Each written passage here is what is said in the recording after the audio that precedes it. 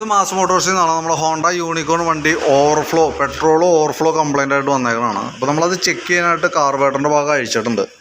അഴിച്ച് ചെക്ക് ചെയ്യുന്ന സമയത്ത് ഓൾറെഡി കാർബറേറ്റർ ഇതുമായി ബന്ധപ്പെട്ടേക്ക് മുമ്പ് അഴിച്ചിട്ടുണ്ട്. കാരണം ഫ്രഷായിട്ട് അതിൻ്റെ ഭാഗങ്ങളൊക്കെ ക്ലീൻ ചെയ്തേക്കണായിട്ട് തന്നെയാണ് കാണപ്പെടുന്നത്.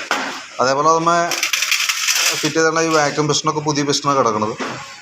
ഫ്ലോട്ടിൻ്റെ വാൽവ്, അതായത് ഓവർഫ്ലോ നീഡിൽ എന്ന് പറയുന്ന ഈ യൂണിറ്റും പുതിയ യൂണിറ്റാണ് കാണുന്നത് കേട്ടോ. ഇപ്പം നിലവിൽ ഈ പ്രോബ്ലം എന്ന് വെച്ചാൽ ഇപ്പോഴത്തെ വണ്ടികളിൽ കൂടുതലായിട്ട് കംപ്ലൈൻറ്റ് കാണുന്നുണ്ട്. കാരണം എന്ന് വെച്ചാൽ ഇപ്പോൾ വന്ന പെട്രോള് എത്തനോൾ മിക്സ് ചെയ്തിട്ടുള്ള പെട്രോളാണ്. E20 പെട്രോൾ എന്ന് പറയും. ഏകദേശം 20% പെട്രോളിനകത്ത് എത്തനോൾ മിക്സിംഗ് ആണ്. അത് കൂടുതലായിട്ട് നിൽക്കുന്ന സമയത്ത് എന്ത് പറ്റുമെന്ന് വെച്ചാൽ ഈ കാർബറേറ്റർ മുകളിലത്തെ അലുമിനിയം പാർട്സുകൾ വന്ന ഭാഗങ്ങൾ, അതായത് ശരിക്കും പറഞ്ഞാൽ ടാങ്കിനകത്തും അത് എഫക്റ്റ് ചെയ്യും. കാർബറേറ്ററിൻ്റെ അലുമിനിയം ബോഡി പാർട്സുകളിലും ഡാമേജ് കാണിക്കാറുണ്ട്. അത് നമുക്ക് ചെയ്യാൻ പറ്റുകയെന്ന് പറഞ്ഞാൽ നമുക്ക് ഇപ്പം നല്ല രീതിയിൽ ഫസ്റ്റ് സ്റ്റെപ്പ് എന്നുള്ള രീതിയിൽ ക്ലീൻ ചെയ്ത് നമുക്ക് ആ പോയിൻ്റ്, അതായത് കറക്റ്റ് ആ വാൽവ് വന്ന് അടയുന്ന ഭാഗം, ആ സെൻസിറ്റീവായിട്ട് വന്ന ഭാഗമാണത്. അത് ബഡ്സൊക്കെ ഉപയോഗിച്ചൊന്ന് നല്ല രീതിയിലൊന്ന് ക്ലീൻ ചെയ്തിട്ടൊന്ന് റീസെറ്റ് ചെയ്ത് നോക്കാം. ഇനി അതിനും ചാൻസ് ഇല്ല, വീണ്ടും പ്രോബ്ലം വരാണെന്നുണ്ടെങ്കിൽ ലെയ്ത്ത് വർക്ക്ഷോപ്പിൽ കൊടുത്തു കഴിഞ്ഞാൽ നമുക്കത് ഒരു പരിധി വരെ ശരിയായി കിട്ടാറുണ്ട്. 100% അവർ ഗ്യാരണ്ടി ഒന്നും പറയുന്നില്ല, നമുക്ക് ചെയ്ത് നോക്കാമെന്ന് മാത്രം. ആ കംപ്ലൈൻറ്റ് മാറ്റാൻ പറ്റുമെന്നുള്ള ദിവസം ഒന്ന് ട്രൈ ചെയ്ത് നോക്കാം.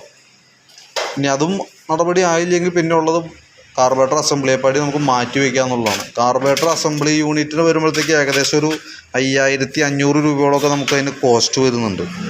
അപ്പോൾ അത്രയും എമൗണ്ട് ഉള്ളത് കൊണ്ട് തന്നെ നമുക്കൊന്ന് ട്രൈ ചെയ്ത് നോക്കാം. 2 സ്റ്റെപ്പാണ്. ഒന്ന് ഫസ്റ്റ് ക്ലീൻ ചെയ്ത് നോക്കാം.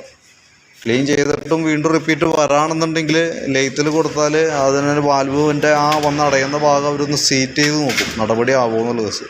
ചില കേസിൽ വീണ്ടും റിപ്പീറ്റ് കംപ്ലൈൻറ്റ് കാണിക്കാറുണ്ട്. അതുകൊണ്ട് തന്നെ അവർ ഗ്യാരണ്ടി ഒന്നും പറയില്ല.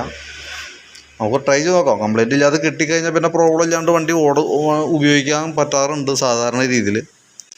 ഇനി അതല്ല ഒരു കാരണവശാലും ഓവർഫ്ലോ വരരുത് എന്നാണെന്നുണ്ടെങ്കിൽ പുതിയ കാർബറേറ്റർ വയ്ക്കാമെന്ന് മാത്രം. പക്ഷെ അപ്പോഴും നമ്മൾ ഉപയോഗിക്കുന്ന പെട്രോൾ ഈ സെയിം പെട്രോളാണ്. റിപ്പീറ്റ് കംപ്ലൈൻറ്റ് വരാനായിട്ടുള്ള സാധ്യതയൊക്കെ ഉണ്ട് നിലവിൽ കേട്ടോ. അതാണ് നമുക്കിപ്പോൾ നിലവിൽ ഒട്ടുമിക്ക വണ്ടികളിലും ഇപ്പോൾ കംപ്ലയിൻറ്റ്സ് കൂടുതലായിട്ട് കാണുന്നുണ്ട്.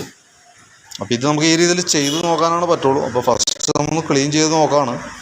അതിന് ശേഷം കംപ്ലയിൻറ്റ് ഉണ്ടെങ്കിൽ ഞാൻ നോക്കിയിട്ട് ഇൻഫോം ചെയ്യാം. നമുക്ക് ലെയ്ത്ത് വർക്ക്ഷോപ്പിലേക്ക് വിടണം. അത് നമുക്കിവിടെ ഒരുവിധം ക്ലിയർ ആയിട്ട് ചെയ്യുന്നത് തൃശ്ശൂരൊക്കെ ഉള്ളൂ. അപ്പോൾ അവിടെ അവർ വന്ന് കൊണ്ടുപോയി കഴിയുമ്പോൾ ഡിലേ വരും, താമസം വരും. അപ്പോൾ അതിനൊക്കെ തയ്യാറാണെങ്കിലാണ് നമുക്കത് നോക്കി ചെയ്യാനായിട്ട് പറ്റുള്ളൂ.